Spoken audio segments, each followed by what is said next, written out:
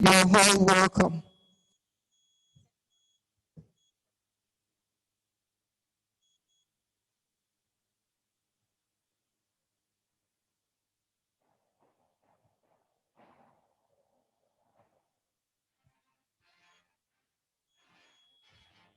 So with the press briefing is majorly a session that would allow the president to give us an insight into what we should expect from this conference. She would unfold the theme of the conference officially. I wouldn't like to take the shine off her by doing that. She would do the unfolding of the theme of the conference and give a press briefing of why we will be here from September 22nd to 25th. But before she does, I'd like to tell us a brief safety briefing. You are here in this hall. If there is any emergency, we have two doors here. You have one behind you and one at this side of the door. You have to use them and you have to stay calm. We don't expect any drill. So if you hear any alarm, please stay calm.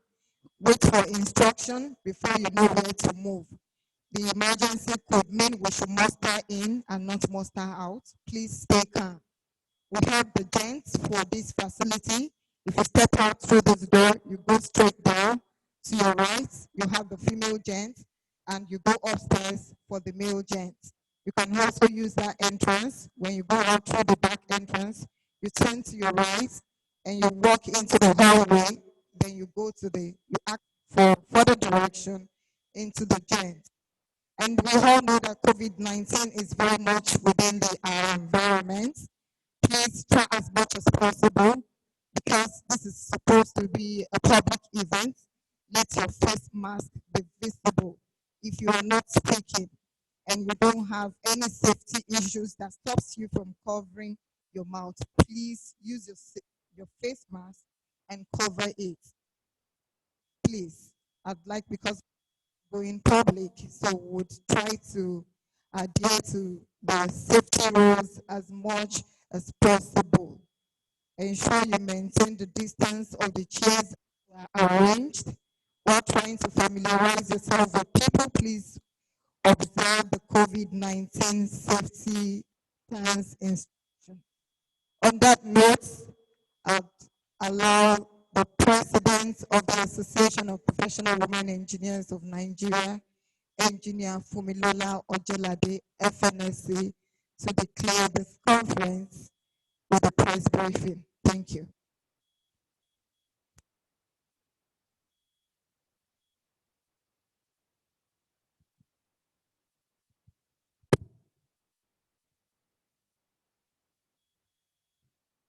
Good morning, everyone, fellow members of APWEN, the executive committee members, and the chairman NSCGI. Good morning.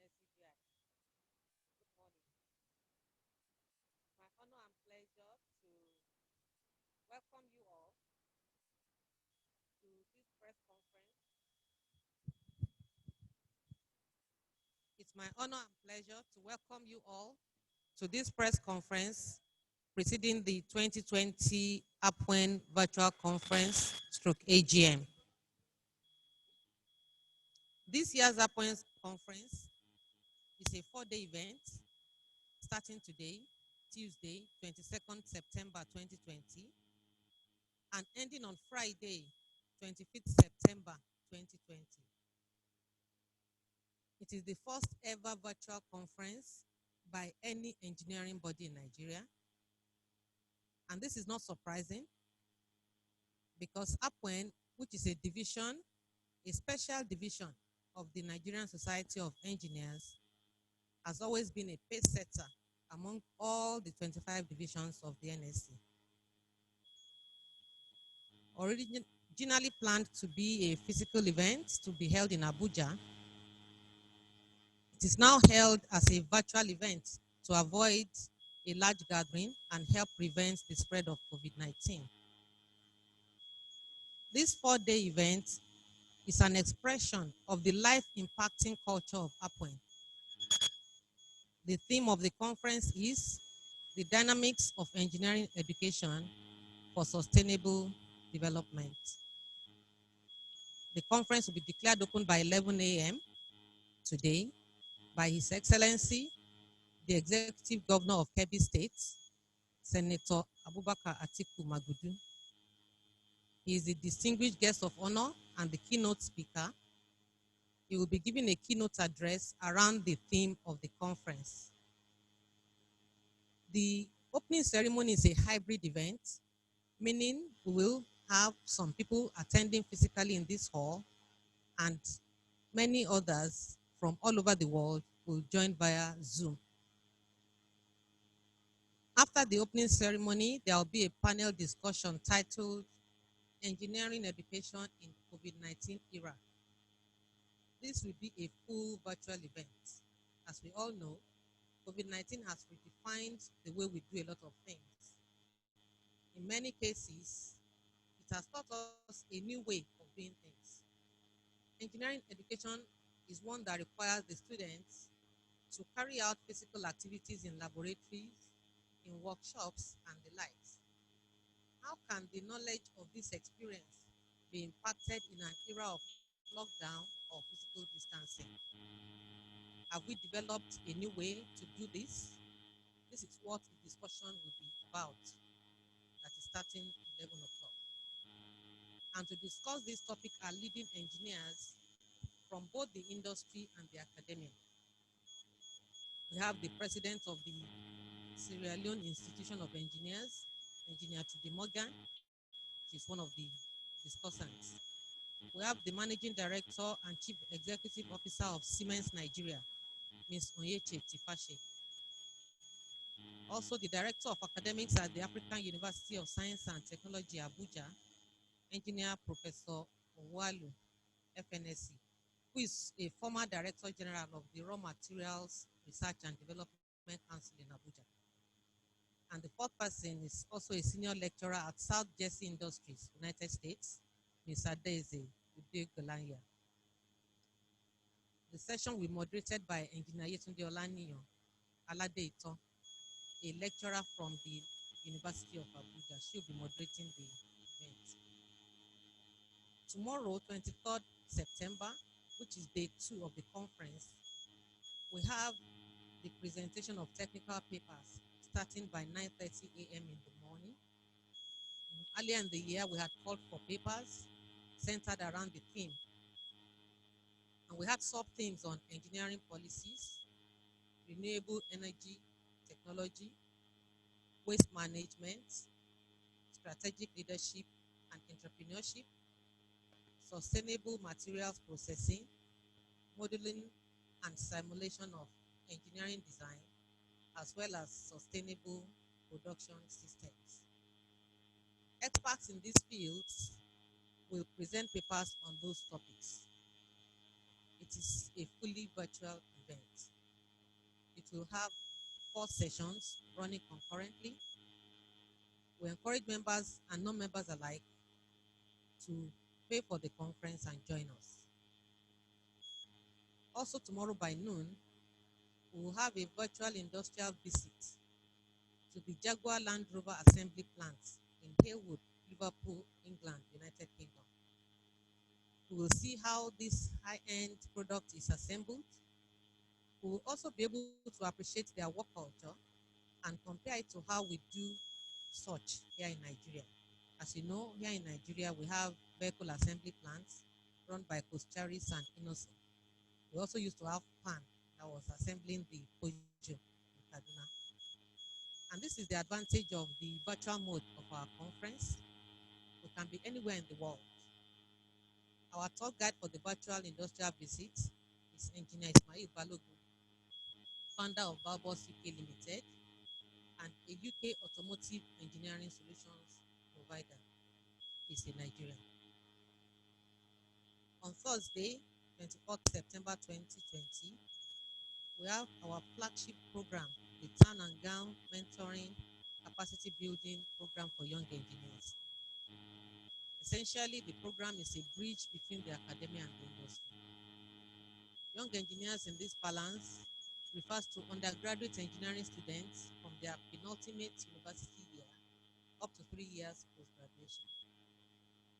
We have invited various multinationals who employ engineers as mentor partners for this program. They will be speaking to the group of young engineers that have indicated interest in their respective industries. The young engineers are grouped according to their engineering field of interest: oil and gas, manufacturing, energy, telecoms, construction, and the likes. So each group is addressed by a company operating in their respective field of interest. They will be mentoring the young engineers on how to build a career in their respective companies. The Turn and Gown is also a ground where such companies can recruit new talents. So you can call it a job fair if you like.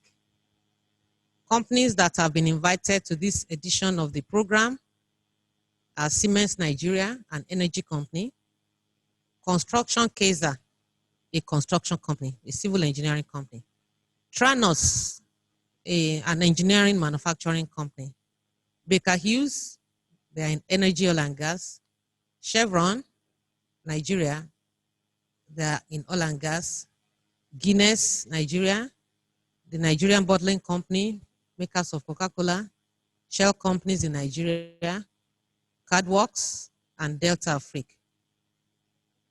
All participating companies will receive our mentor partner badge. The Turn and Gown program is sponsored by Wally Foundation, an Australian organization, and is to be held in all 6 geopolitical zones of Nigeria. Delta Afrique, one of our mentor partners, is a joint venture partner with Wally. We had the first edition of Turn and Gown in June 2020, targeting young engineers in Southwest Nigeria. This second edition is for North Central Zone. Therefore, we have invited His Excellency, the Executive Governor of Nasarawa State, Engineer Abdullahi Sule, a fellow of the Nigerian Society of Engineers, to declare the event open. The keynote speaker for the Turn and Gown is Miles O'Connor, the General Manager for Wally Academy headquarters in Saudi Arabia. Both editions of Turn and Gown are virtual because of the COVID-19 environment. And this has enabled young engineers from other regions to participate. For example, for this edition, we have young engineers from as far as India, non-Nigerians, registering for to be part of the event. In the future, when the COVID is completely over, we will be having the event physically in different geopolitical zones around Nigeria. Apart from the mentoring sessions, the Turn and Gown also involves executing projects that can help the young engineers obtain skills to become self-employed. Now that the lockdown occasioned by COVID-19 has been eased, we will commence on those projects. We will be doing trainings on 3D printing, which is additive manufacturing, and also another on Cisco this year. Finally, on the 25th September, Friday, we have the annual general meeting of the association. And this is for APWEN members only. Thank you for listening.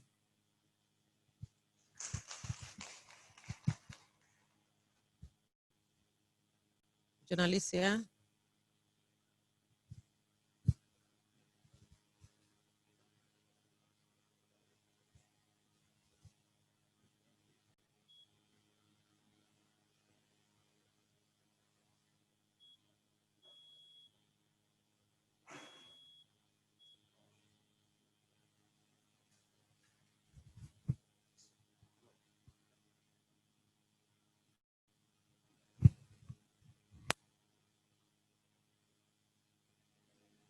For example, I mentioned about the panel discussion we're going to have, talking about engineering education in COVID-19 era. That is like more specific now to the COVID-19 that we're talking, because we know that engineering education keeps changing because the world keeps evolving, and development needs to be sustainable. That is, if you cannot sustain it, then the world is going to come to an end. So how can we doctor our engineering education in such a way that the development of nations, of countries, of of um, of economy, everything is going to be sustainable. And now, more specifically, this question you're asking, the panel discussion is going to address it. You know, we talked about engineering education in the COVID-19 era. There's a way that we know how engineering education is. You know, we have laboratories, we have workshops that we have to be there physically. Now, how has this COVID-19 taught us to do this? Can this engineering education actually survive in a COVID-19 era? Or in an era, of course, we know COVID-19 will not be forever, but at least we can have a new way. We don't know what other pandemic is going to come, okay? So anything else can come that can require us to now begin to stay indoors. How are we going to do this? So these are the things that they'll be discussing at the panel today.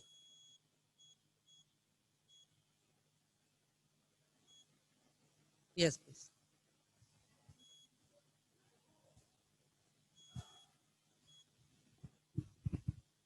Going forward, what are we expecting from the association in the nearest future, going forward?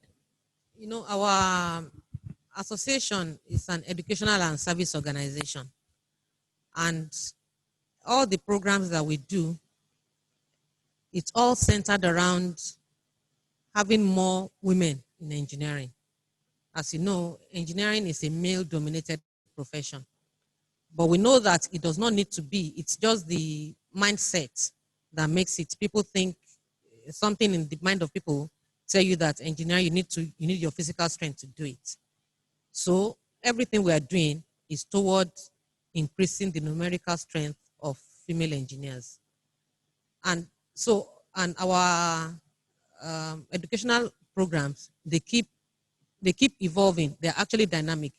For example, I spoke about the project we are going to be doing along with the town and gown, which is 3D printing, training of people on 3D printing, and also on Cisco. Those are things that we didn't do before.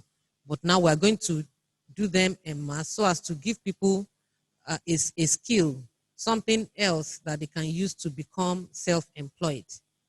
Okay? And already now, for example, last Saturday, we were in Maiduguri to give scholarship checks to some girls who had excelled in a competition we did in 2019. At that event, we had people who wanted to sponsor more girls. As a matter of fact, we got sponsorship for 300 more girls. Those girls are not going to just evolve. We have to do the due process of screening those that have engineering aptitude among the schools. And that is a whole lot of work. We'll be there, we'll perform experiments, we are going to test them and see how we can select those girls. So those are things that we're going to be doing in fact, we can't finish that in a year. All those work, yes. Okay. So how many women, this is a national program, how many women are we expecting in this program? For it's a virtual event, so we're not going to be expecting many to be here. But online, we're going to have maybe about 1,000 or more women joining us. Yeah.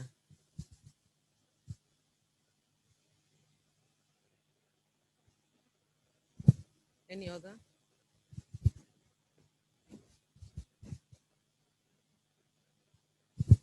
Okay. Yeah. So that's all we're going to have today. We'll just wait for the opening ceremony to start by 11.